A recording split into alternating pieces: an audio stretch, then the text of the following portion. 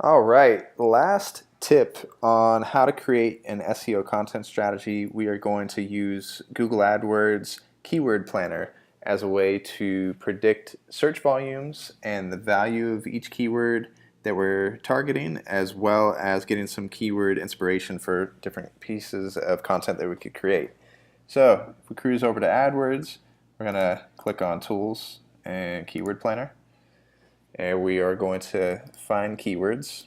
And from here, as Google describes, you can enter words, phrases, or a URL that's related to your business.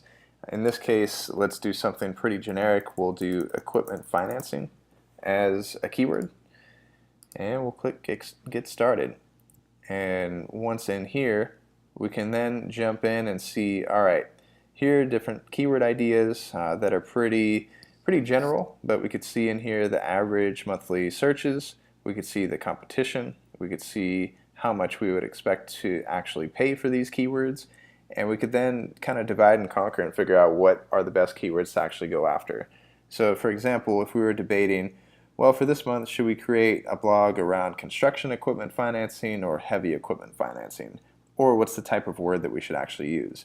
Well, if we look at heavy equipment financing, we could see that that search volume is around 390 per month, and construction equipment financing is around 210 per month. So if we target heavy equipment financing, we've got more search volume, but if we were to replace that with actual Google AdWords spend, what would that mean? So we would typically on the low end pay about $9 per click for heavy equipment financing, as well as at the very top, $25 per click for that.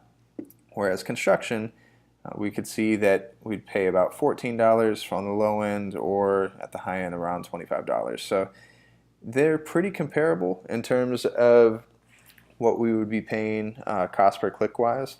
So you could use that information to help guide the actual SEO content strategy. But let's play around here and let's see how these different criterias can help rearrange our focus in terms of the keywords that we would go after. So for example, competition, if we click on that, we could basically filter out the extremely competitive terms and go for more of the low competition that has a higher search volume. So if we wanted to do vehicle and equipment finance, there's only 20 searches per month, but it's low competition, and that seems like something that we might be able to go after. Or if we wanted to do something like equipment financing in Ontario or heavy equipment financing in Canada, you could see that those searches are different as well. Say we wanted to target the most expensive keywords and really go after it. You can see here that the best small business equipment financing is only searched 10 times per month, but we could pay upwards of $65 per click for that individual keyword. So you could see here as we look at this, the term small business doesn't necessarily have the highest search volume, but it does have very high competition and as a result, very high cost per click. So you can use this as a way to help prioritize which keywords you actually target, as well as the content that you're creating.